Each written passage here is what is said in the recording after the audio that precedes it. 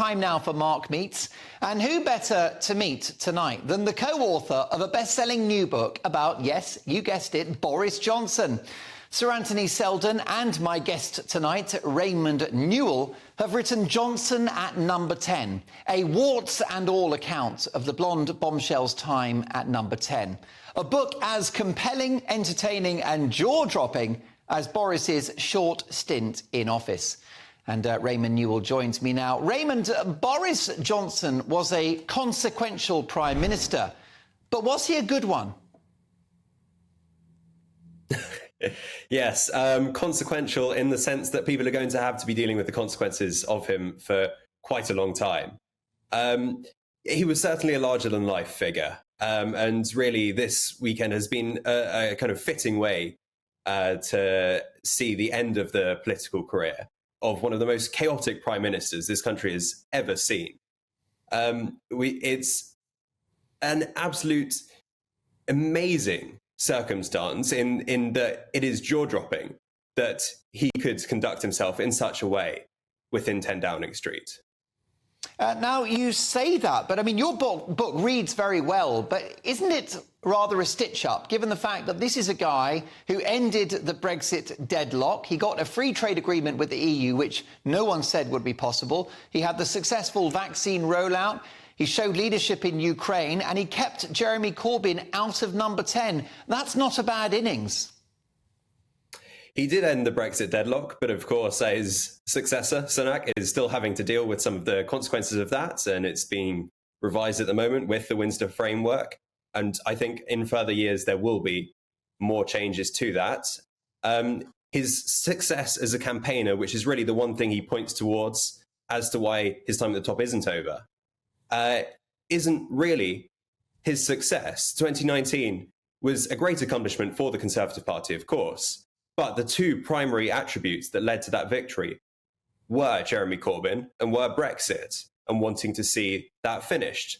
The vaccine campaign, of course, very successful for the nation and saved countless lives, but fundamentally was not the product of his decisions in government, but some fantastic work of our scientists and of other political officials within number 10, within the wider political system, who did very, very well to deliver that.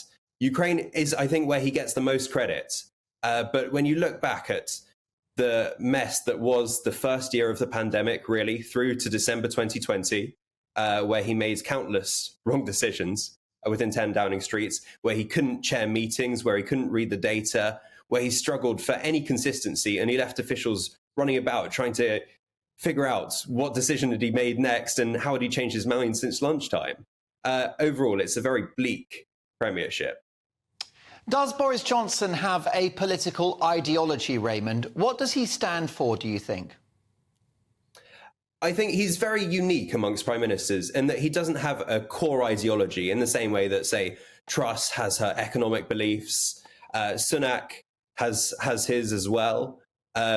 Theresa May had her concept of conservatism. Johnson's beliefs have varied greatly throughout the years. I'd say the one thing that is consistent there is an instinct. He does have an instinct towards the more libertarian sense of things, of not being liked to be told what to do, which is very consistent in his private as well as his political life. Plenty of my viewers and listeners would love to see Boris back in number 10. Could he and would he do the job differently if he had another chance?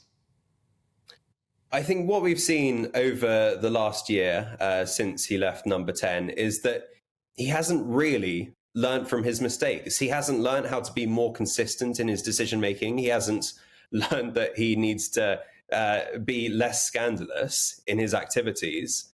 And what he's learned is to blame others and continue to blame others for mistakes he's made in his handling of Partygate, his handling of Pincher, his handling of Patterson.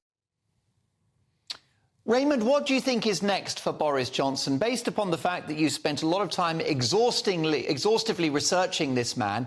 What do you think he will do? Do you think he's plotting a political comeback?